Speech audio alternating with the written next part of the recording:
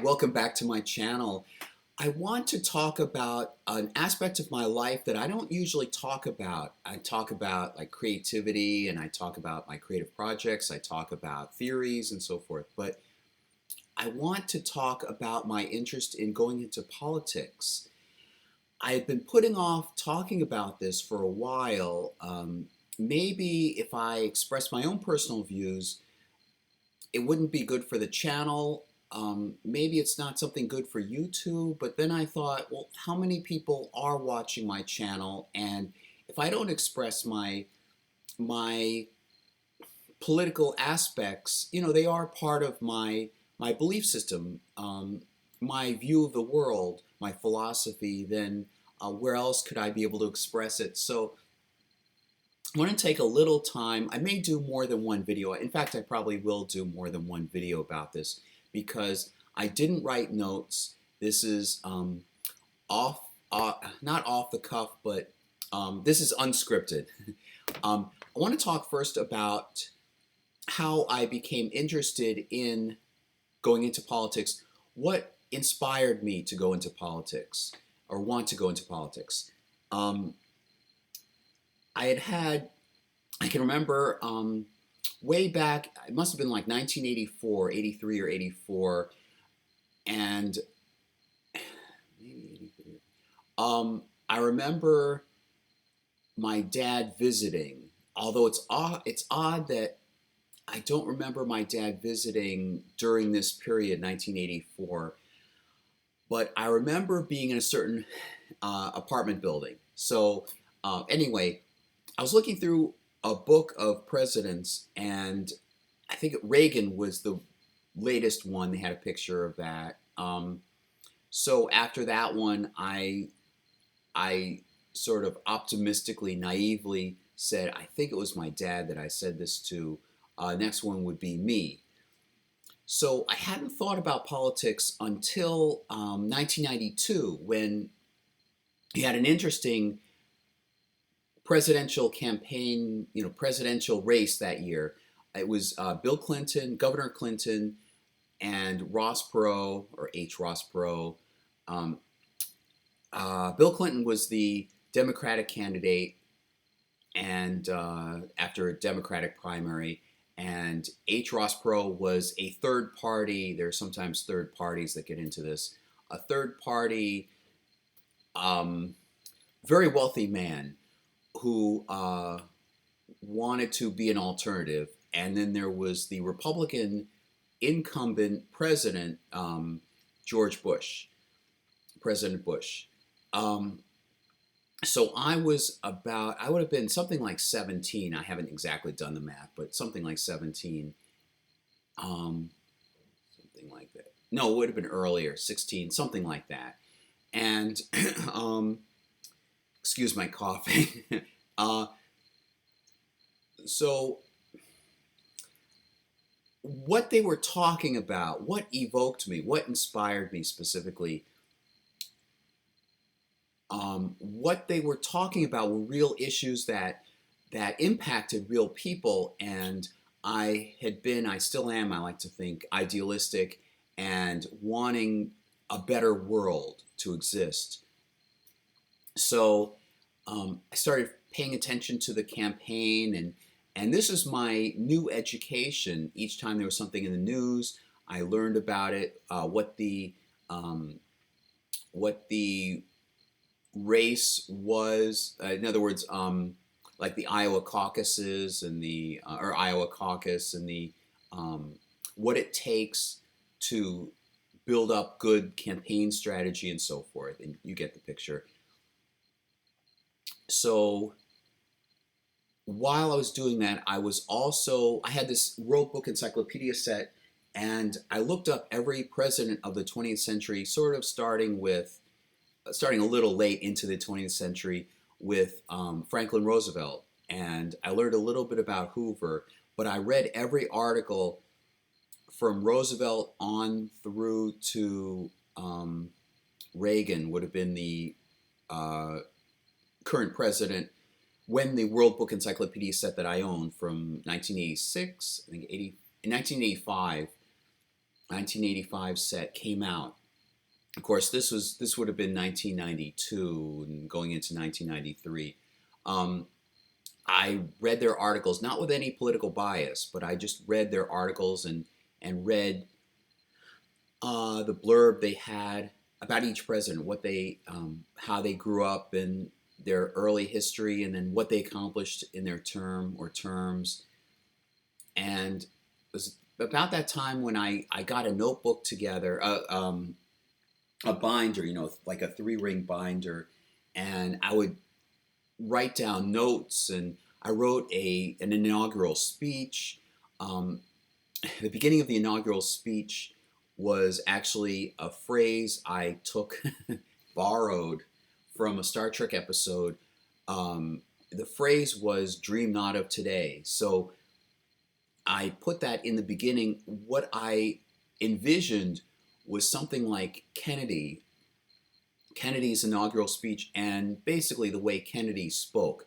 I admired the way Kennedy spoke. I think that's the best way of giving a speech for a president. You don't become, you don't muddle yourself in detail. You want to present a broad picture of the values you want for the country and the general direction you want for the country.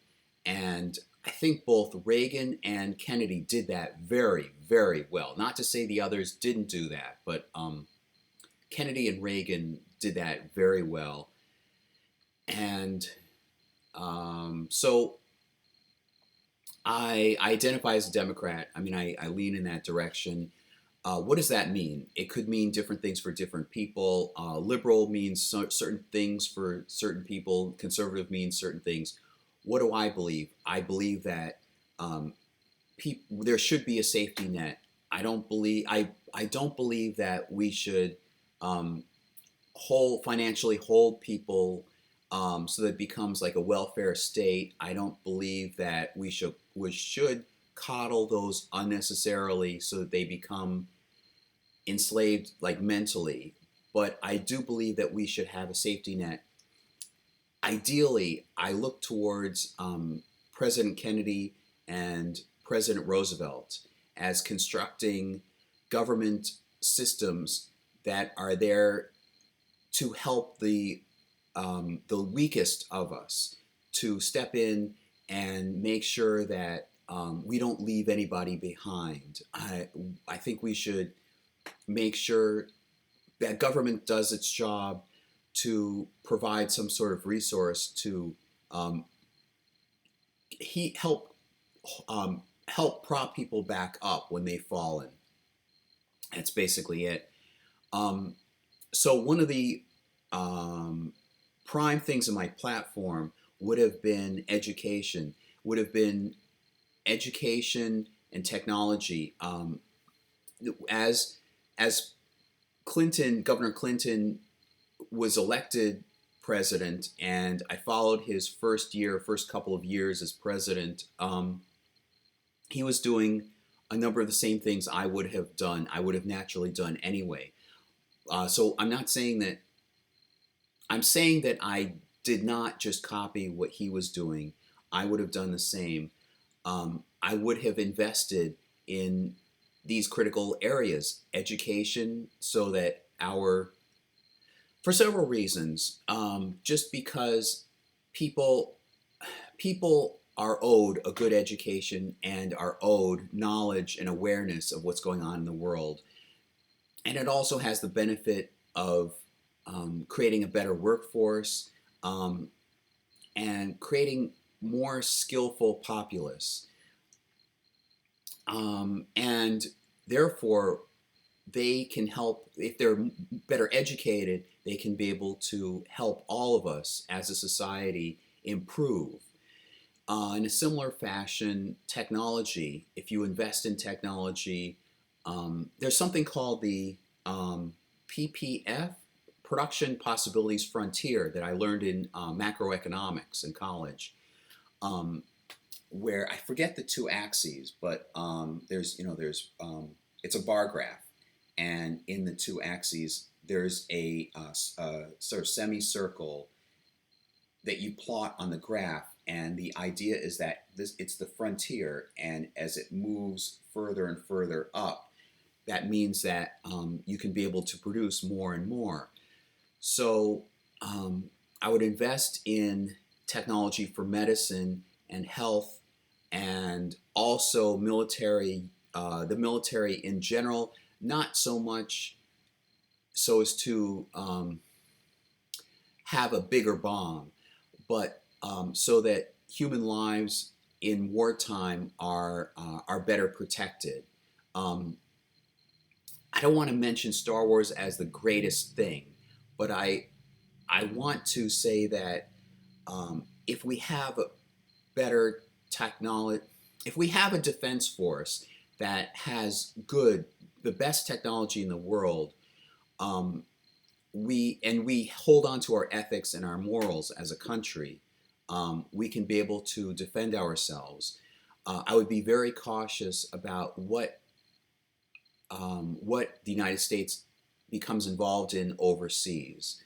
It must be vital interest to the United States, and I know I would clash with as Eisenhower put it, the military-industrial complex. Um, but I would not overstretch the United States capabilities. I would perhaps pull back. Um, I would make sure that there was some vital interest, um, and if only to prepare for something unforeseen, so that the United States can be able to do something, and we're not stretched too thin. Um, and I also don't want, even though many troops are willing to go into battle and defend the country and be very patriotic, I don't want to put their lives in danger unnecessarily, because I would feel for each soldier that's killed, it had better be for something valuable to the United States, and moral and ethical.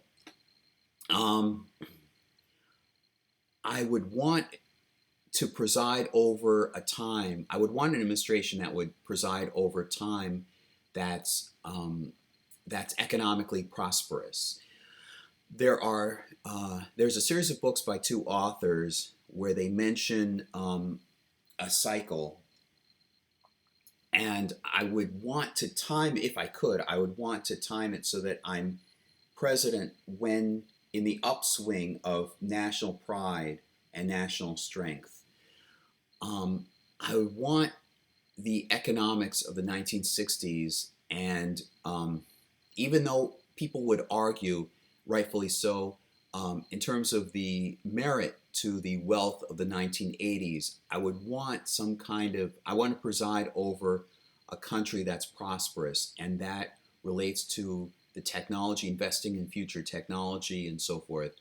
Even if the technology that I'm investing in, or the administration invests in, is not realized during my administration, I can at least feel proud that I sowed the seeds. That was a big image. One of my motifs was that I would be sowing the seeds for future generations, because it takes time for technology to be developed. Um, I my conception I got somewhere was that when Carter was dealing with the Middle East, he had technology from like the 1950s, and as a president, he couldn't do very much, because he was stuck with what military technology he had. Um, so whatever future situation we get stuck in, I want our military, and I want, even on the non-military side, on the civilian side, I want us to be able to have the technology to be able to cope with it. Um, Again, not necessarily in my administration, but um, so that during my administration, I would have sown the seeds and the money and the important funding, so that in future decades or years, they'd be able to have the technology.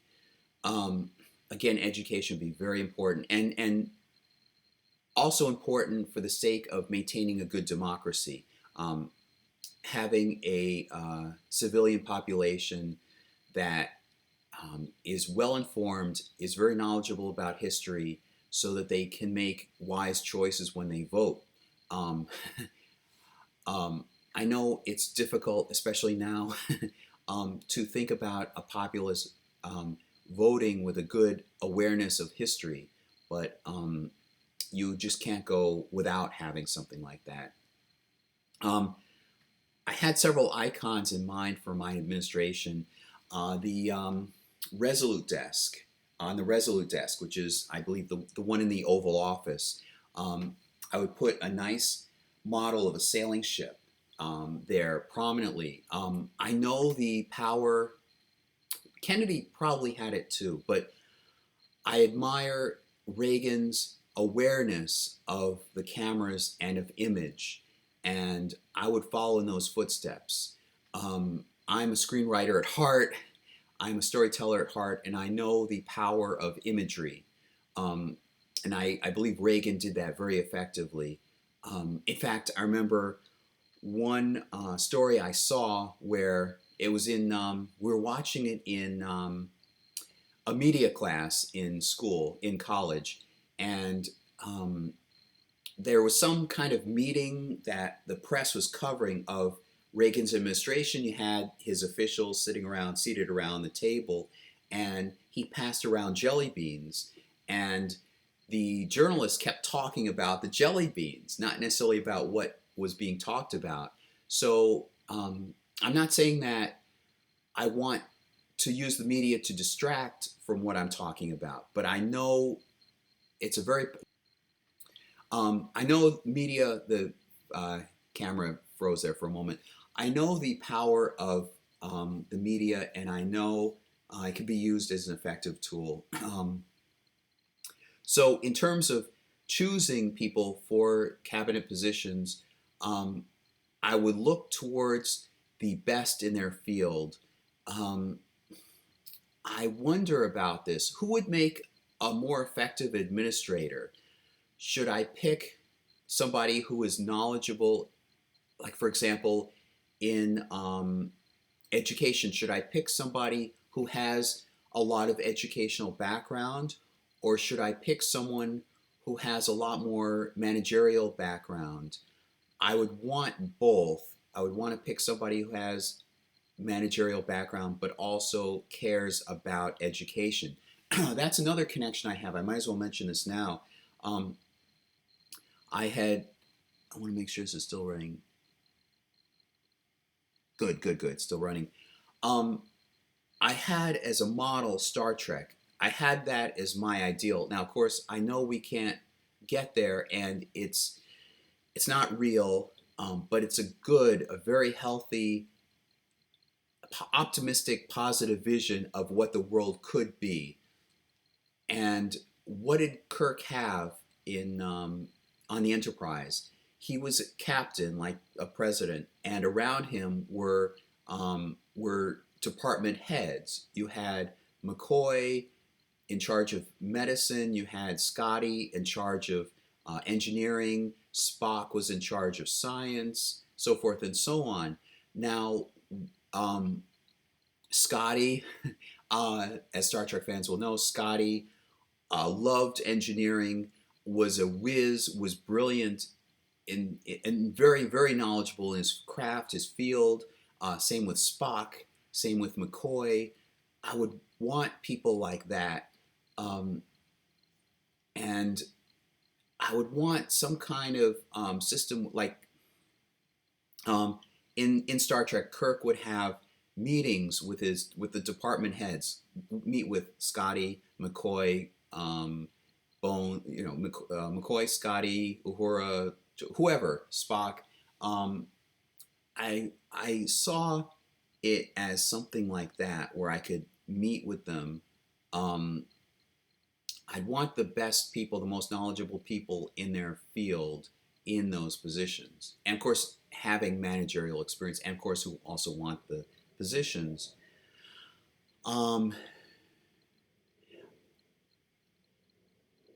there's a misconception, I think there may be a misconception about Kennedy and cutting taxes, he didn't cut taxes willy-nilly. Um, there are many things about Kennedy that I think are misperceived and just plain wrong. Misperceptions people have. He didn't just cut taxes. He They were more targeted.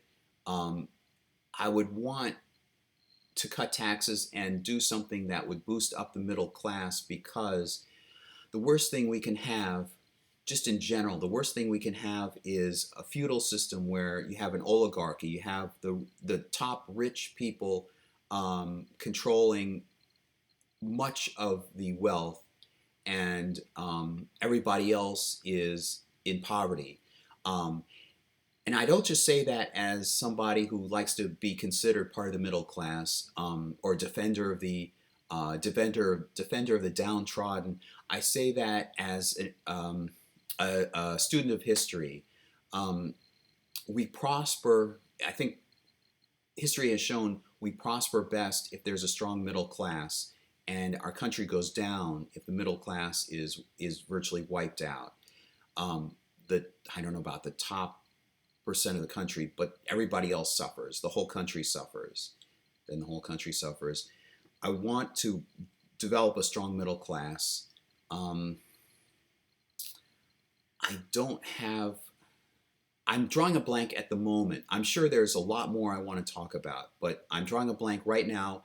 The video has gone on for a good long time, so it's about 21, 22 minutes. So I'll leave it at this point, and if I think of other things, I'll mention them. Mention them. I do want to say that there are two songs that I had in mind as my campaign songs. One I think is pretentious, but in my own heart, I think they really convey um, what I would want in an administration, um, and that's "Heaven Is a Place on Earth," sung by Belinda Carlisle. My campaign song I would choose would be "The New Jerusalem" by Carly Simon, which is sung at the beginning of the movie Working Girl. Um, it even ties in sort of with the movie Working Girl thematically, but specifically the song itself. I'm Jewish, and it's nice. It's called "The New Jerusalem," um, and of course that fits in with being Jewish. But it talks about the artists, wake the artists, wake the dreamers, wake the imaginative people, wake the creative people to be able to run the country. If I had to pick one group of people that I think should be controlling the country, it would be artists and dreamers and visionaries. Um, there's a nickname I envisioned for myself. I chose for myself. The White House as far as I know, the White House Communications Office arbitrarily picks nicknames for each president, and of course, the president shares the same for the nickname that the president has. The first letter in that nickname is shared by every family member of that president. So I thought I would like, and it began with Truman, as far as I know. I've memorized every Secret Service code name from Truman on through, up through to the current one, to President Trump. Um, I would want mine to be Sketchpad, because what do you think about in terms of a sketch pad? You have a blank sheet of paper, you don't have any filters, you don't have any constraints, you don't even care if anybody else sees it. It's a rough draft, you're just free thinking, you just have a pen and you're just scribbling, you're just like free drawing almost, I want to say. And the sky's the limit. You don't feel any constraint, you can just think out of the box. So I would want that to be my Secret Service code name. And the theme, the spirit in my administration. Don't be afraid to think outside the box. That's something I also admire about Kennedy. This is something else that he perhaps is not recognized for as much as he ought to be, for innovating new ideas and not being afraid to think out of the box. Like, for example, during the Cuban Missile Crisis, the hawks were saying we should go right in and attack, invade Cuba, and we should, bomb the Soviet Union or whatever. And then the doves were saying this will lead to war and so forth. Well, I think he made very strategic moves, very smart moves, and he de-escalated the situation. And he, while not seeming to betray an image of strength for the United States, he did, however, um, move toward de-escalation in general with the Soviet Union. And after that Cuban Missile Crisis, they had a red phone installed in the White House and in I guess it would be the Kremlin, wherever the Russian premier was, so that failures in communication would not lead to war. So he was thinking outside the box. He was thinking, well, as the Hawks argued, well, if they did, let me rephrase that. As the Hawks were arguing, we should do this and we should do that. And we have the recordings. He recorded many of these executive meetings, executive committee meetings during the Cuban Missile Crisis. He would argue, well, if they do that, then what do we do? And if we do this, don't you think that they would counteract with something else? And what do you think the Soviets would do? And what do you think the Cubans would do? So he was more open-minded, and he was forward-thinking, and he just was in touch with reality. So anyway, I'll leave it at that, and I'll say until next time. So long.